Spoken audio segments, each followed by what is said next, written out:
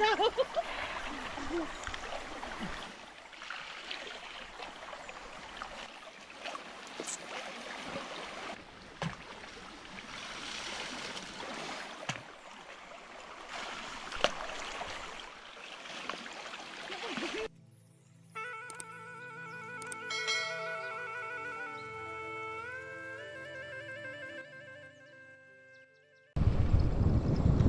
เอาสวัสดีทุกคนสวัสดีเป็นการยำแรงทุกคนเลยวันนี้บอมตากะระยะการเดินทางมาเยี่ยมมายามสาวมึกบามีFC คนหนึ่งให้บอมตาไปท้ายสาวมึกอาบน้ำด้วยใส่บรรยากาศยำแรงพี่น้องวันนี้บอมตากะจัดให้ตามคำขอ FC หลายๆคนที่พี่น้องเลยวันนี้ก็จะได้พ่อเร็วพี่น้องสาวมึกคนสวยในหมู่บ้านตะกอทุกคนเอาจะได้กลับไปติดตามชมกันละพี่น้องวันนี้บอมตากะอัปเดตการอัปเดตการเดินทางเส้นทางนี่กะจุนฮอดบ้านสาวมึกก็จะได้พอหรือบ่น้องสาวมึกจะได้การติดตามชมกันเราทุกคนไปเส้นทางพี่น้องเลยมุ่งหน้าไปหมู่บ้านของสาวมึกพี่น้องมันจะเป็นดินแดงพี่น้องเส้นทางนี้พี่น้องเป็นหมู่บ้านที่น้องที่สุดกับตัวเมืองหมู่บ้านตะกอเมืองน้องแพงโซนเขตทุกคนเลย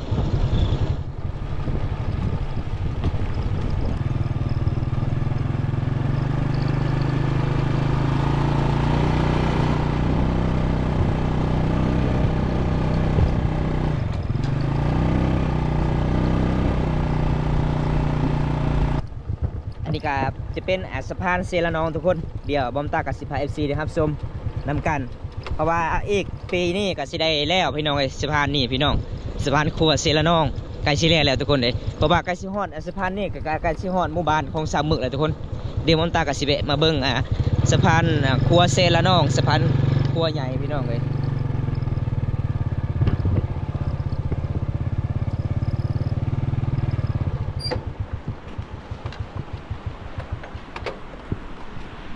บรรยากาศยามแรงพี่น้อง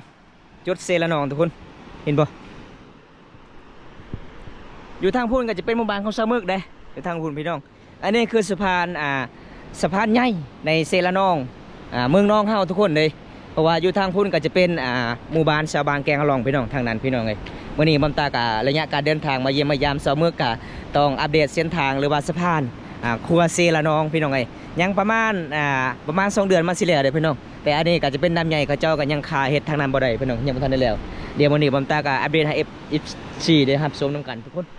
บรรยากาศยามแรงทุกคนเห็นบ่โอ้มวนหลายเลยพี่น้องวิวธรรมศาสตร์อยู่เซละนองทุกคน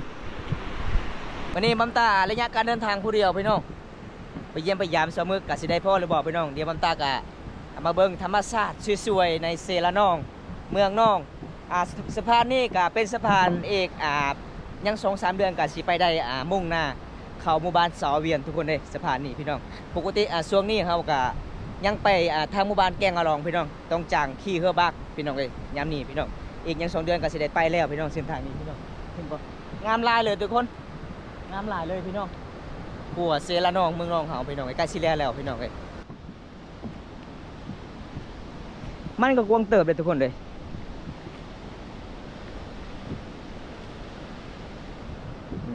อยู่ทางพุ่นจะเป็นหมู่บ้านสะบางแกงลองทางนนพี่น้องยังประมาณ2 เสาก็สิแล้วแหละทุกคนเลย1 2 3ยัง3 เสาก็สิแล้วพี่น้องบัดเสี่ยวเลยทุกคนเห็นบ่1 2 3มันก็ใกล้สิแล้วพี่น้องอีกประมาณยัง 2-3 เดือนก็สิแล้วทุกคนเลยอีกบ่โดนพี่น้องก็สิได้ไปสะดวกสบายอยู่ไป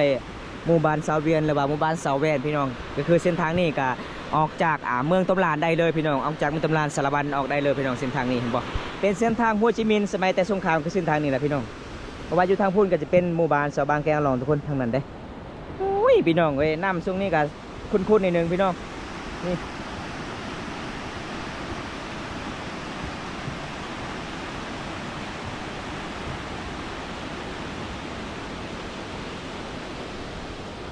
มวนหลายเลยพี่น้องวิวธรรมศาสตร์ยามแรงๆสะพานครัวเซละนองเมืองน้องไกลสิแล้วเลยเด้อทุกคนเลย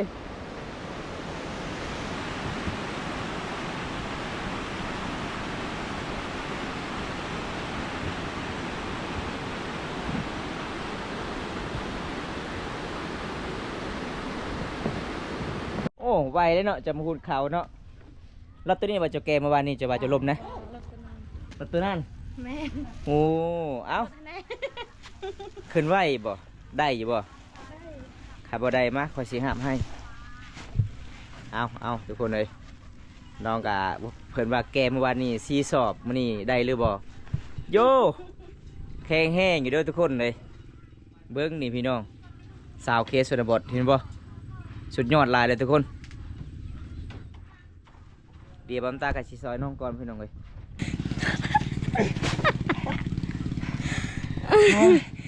ไปบ่แห้งพี่น้องเลยแต่สาวมึกยอมรับบ่แห้งหลายเลยทุกคน โยโย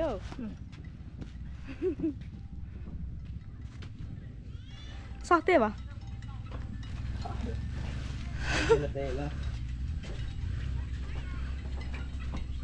ดันเรก เอาบัดนี้สาวมึกโอ้จับคาเดียวเลยเนาะ จับครั้งเดียวเลยทุกคนเห็นบอกแห้งๆอยู่เลยพี่น้องเลยสาวมึกโอ้ยยอมรับเลยพี่น้องวันนี้ซีสอบคนแก่มาที่ให้สบายดีสาวมึก สบายดี เออปลาสั่งมาใหญ่แท้กระตาสบู่มามื้อนี้ แต่บ่มีสบู่ บ่มีสบู่ มาสุดก่อนมีแต่ทงยางมาสุดนี่กระตาใหญ่ๆทุกคนเลยก็เลยคิดว่าน้องไปซักเสื้อผ้าโอ้น้ำมันนี่มันก็บ่ได้แห้งเนาะน้ำไหลตลอดเลยทุกคนมันเป็นน้ำห่วยออกจากผู้หลาพี่น้องเตผู้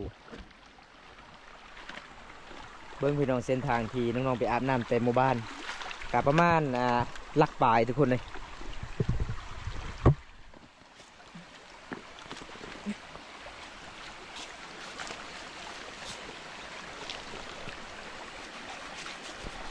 เดินฝรั่งเนี่ยก็ต้องแพ้แพ้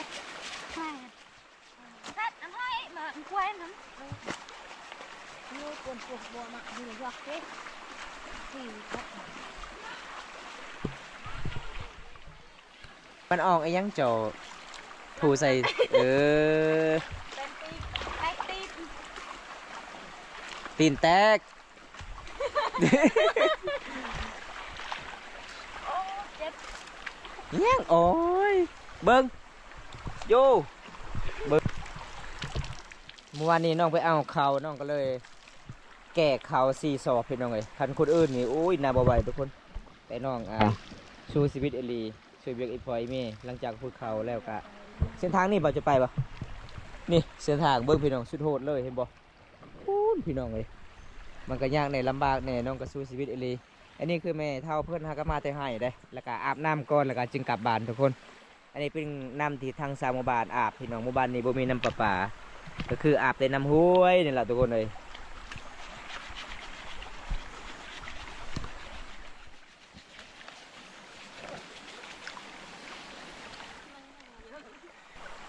ก็เป็นจุกเงี้ยเลย แค่กระโดดปะกระโดดได้ ก็กระโดดจก อันไหนตะไงนัวนะตะไง ดื่มแล้วเอานัว อันไหนกี่ไกรมันอันนู้น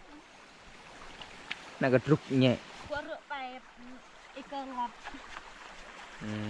มใส่ใส่เลย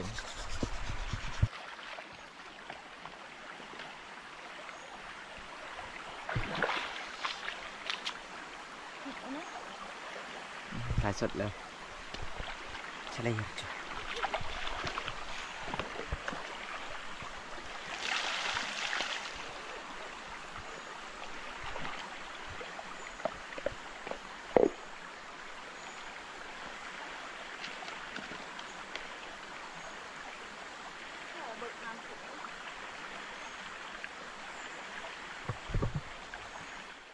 สิ่งที่ขาดบ่ได้ก็คือแว่นเนาะ เวลาอาบต้องเบิ่งแว่นตลอดทุกคน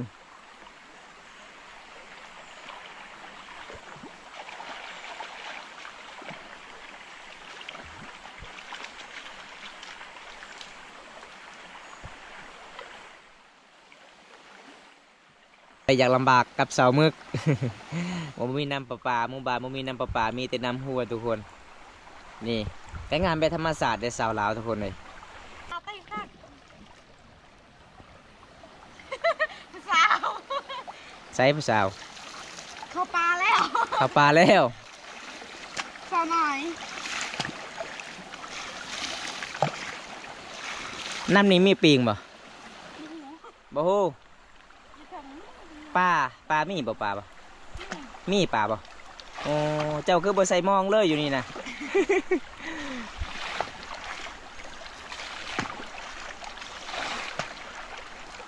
โอ้เย็นหลายเลยทุกคนเลยแม่เท่าฮักอะมาแต่หายเบิ้งเป็นบอกพี่น้องเกียร์ส่วนบอส่วนไรเขาเจ้ากะมาแต่หายแต่ส่วนก็คือเส้นทางนี้เอาเจ้าคือบ่ลอยเลยดิ ได้นำบุเป็ด ลอยน้ำมาเป็นจะเป็นหยัง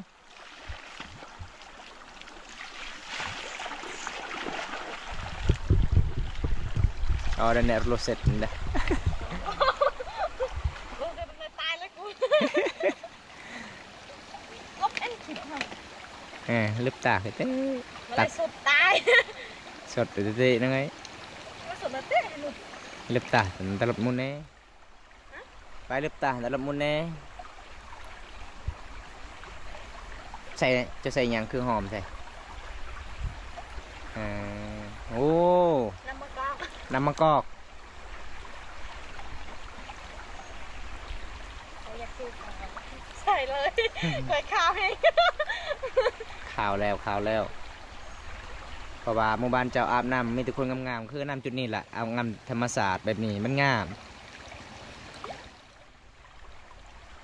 อะไรกี่ละjaga Pak Harah penaruh jaga Pak Harah no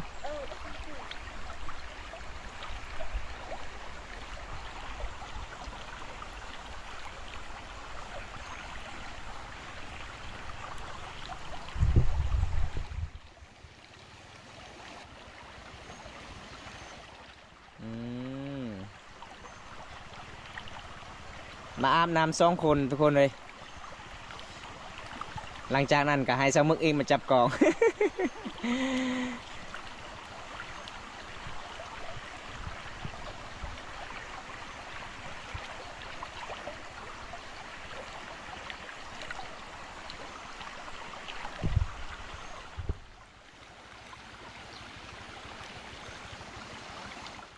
ผู้สาวอาบน้ำตัวนี้แมนสาวมึกอาบน้ำห้วยบุมีน้ำประปาอาบคืออาบน้ำแบบนี้แหละทุกคนนี่เห็นบ่การเดินซีเดิน5นี่อาบบ่ได้ทุกคนบุมีน้ำจุดนี้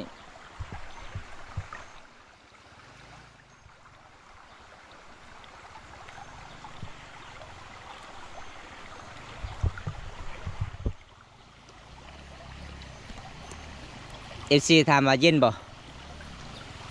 เย็นหลายเด้อเพิ่นว่าเย็นแหง ม่วน ทั้งเย็นทั้งง่วนเนาะ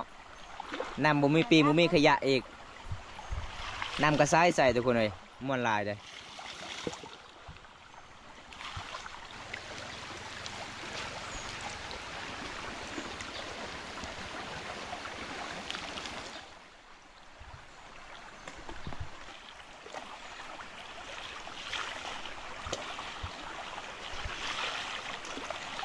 มึกมึงนองเลยมึกทะเล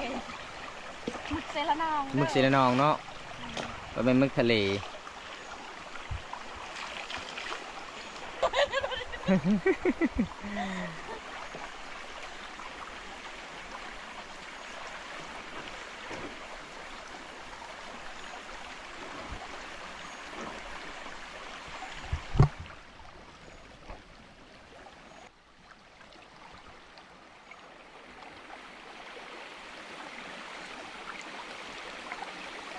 แม่นครับสาวลาวอาบน้ำห้วยน้อยๆแต่มันใสหลายเลย เป็นหมู่บ้านดำรงชีวิตแบบเดิมๆตามป่าตามดงหมู่บ้านนี่ทุกคน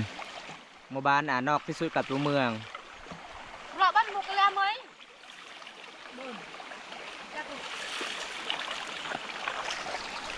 ไปเอาหยังอีก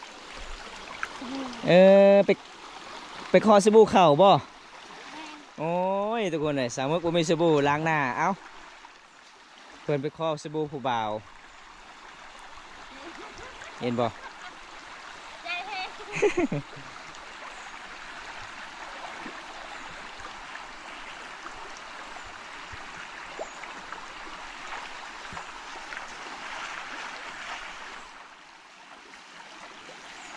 อยากไปอาบน้ำเด้เพิ่นว่ามาได้เนาะ แม่น มาได้ครับ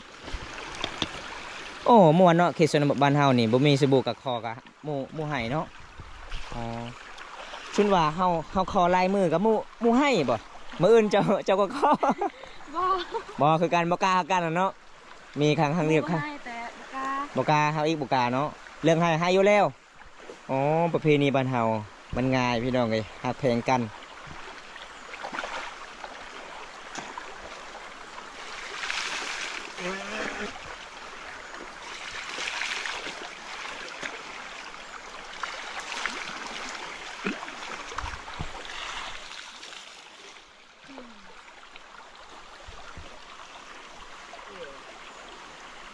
อืหลายประเภทเด้วันธรรมดาเด้ทุกคนเด้ย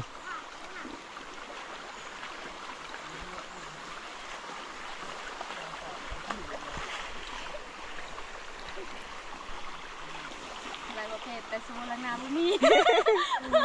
ยังมีอยู่เลยบ่มีสบู่ล้างหน้า แม่น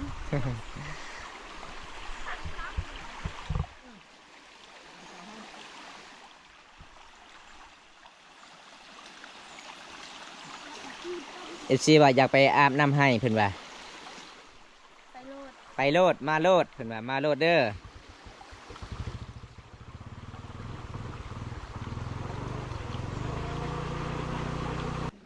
ห้วยกับห้วยนี่น้อยเลยทุกคนธรรมศาสตร์ละลายเลยหมู่บ้านนี้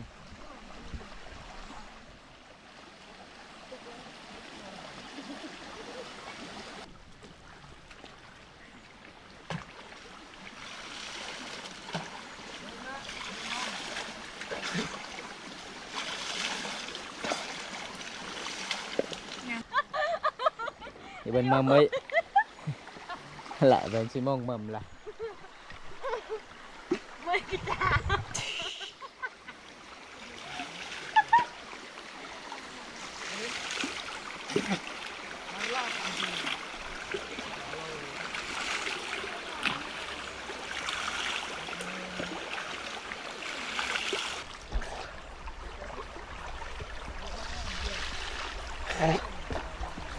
ลึกไงแบบวัน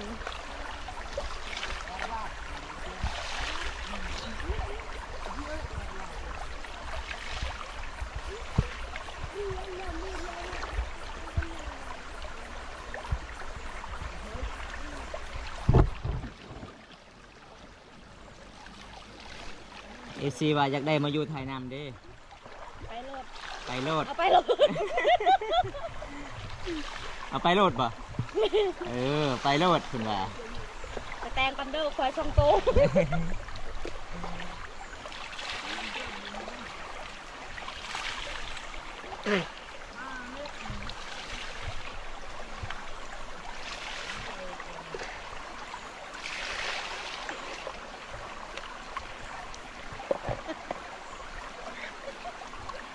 ไปแต่งประมาณจักบาทคุณว่าจักบาท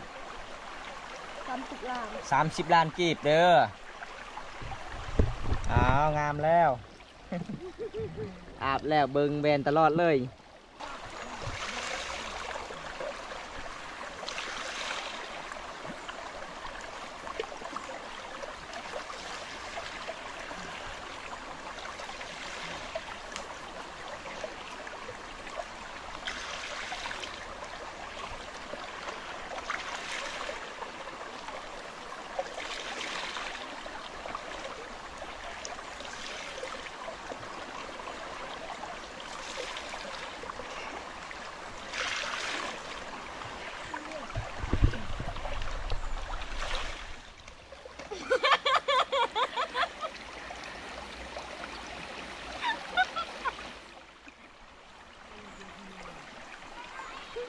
เพลงแว่นตลอดนะเด้อ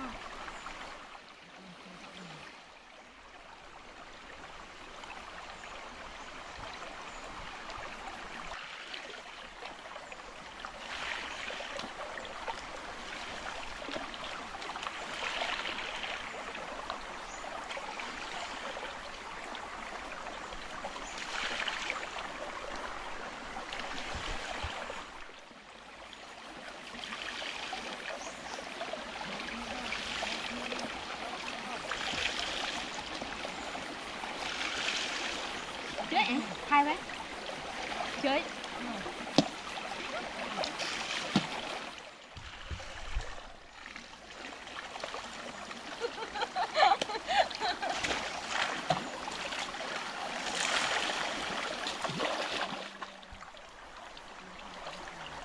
ไม่bị gì tới đời này đấy cứ vậy đi bên một tờ làm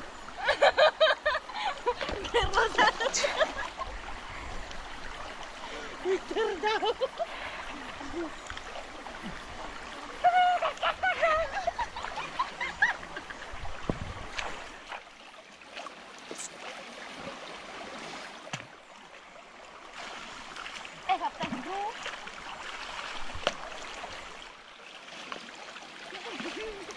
chẳng bạn mình bị sẽ ươi thang là một nè hả chẳng bạn mình muốn bị là sẽ ươi thang là một nè ờ ta hà lò là một nè ờ lự sẽ ươi thạc đấy đâu rồi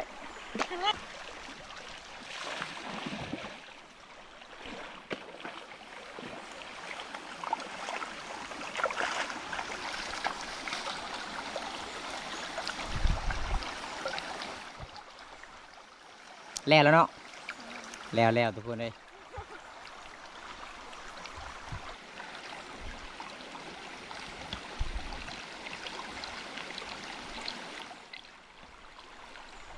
เอาสำเร็จเนาะวันนี้เนาะสิกลับเพื่อนกับซานโอ้หลังจากอาบน้ำงามเลยทุกคนเอซีถามว่าเจ้าเฮ็ดหยัง เจ้าเฮ็ดหยังอันนี้นะเอาแพรมาใส่บนหัวเสร็จผม นี่เราหลังจากน้องอาบน้ำงามทุกคนงามแบบธรรมชาติเลยพี่น้อง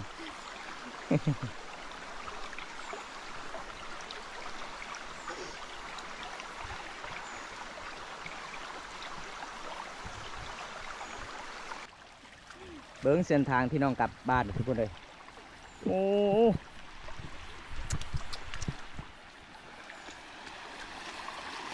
นี่เห็นบ่เส้นทางกลับบ้านบรรยากาศยามแรงส่วนหลายที่ชนบทเขาเจ้าก็ไปอาบน้ำที่นี่ตลอดเลยทุกคน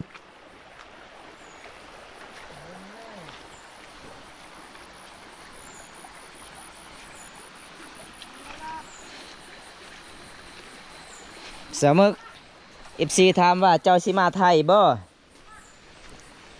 ฮะอยากมาเนาะนี่สมึกคุณงามนี่ทุกคนเพิ่นว่าสีมาไทยเด้อพี่น้องเอ้ยประมาณจักแม่นน้องแต่นี่หาหมู่บ้านน้องโอ้โหเพิ่นFC มาว่ากันเจ้าสีมานี่เพิ่นอยากไปฮับ ไปกับปีหน้า ปีหน้าก่อนบ่ปีนี้เป็นยังคือบ่ไปปีนี้เรียกลายเนาะอ๋อยังบ่ทันแล้วหุดข้าวเฮา เขาให้โอ้ยพี่น้องเอ้ยเรียกลายก็คือเสมึกมีแต่เอาแวนมาแยงตลอด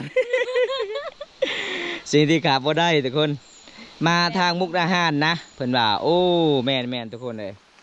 มาทางมุกดาหารเอาทุกคนจะได้บำตากะสิปิดคลิปไว้ตัวนี้ก่อนทุกคนเลยเฮากะสิกลับบ้านเนาะเส้นทางก็ยากแน่เฮากะสิย่างนะทุกคนเลยสัญญาณก็บ่ค่อยมีปานใดคลิปนี้บ่มีหยังหลายเฮากะสิไปปะ FC หลายๆคนที่เข้ามาติดตามรับชมแต่ต้นจนจบบ่มีหยังหลายพี่น้องอัปเดตวิถีชีวิตสาวมึกก็ประมาณส่ำนี้พี่น้องในเขตชนบทบ้านเฮาสาวลาวดำรงชีวิตตามป่าตามดงดำรงชีวิตเดิมๆพี่น้องทั้ง3หมู่บ้านทุกคนเลยแต่เดี๋ยวบำตากะสิอำลาพาจาก FC หลายๆคนคลิปนี้จบไว้เท่านี้ก่อนคลิปหน้าพบกันใหม่ขอกล่าวคำว่าสบายดีบ๊ายบาย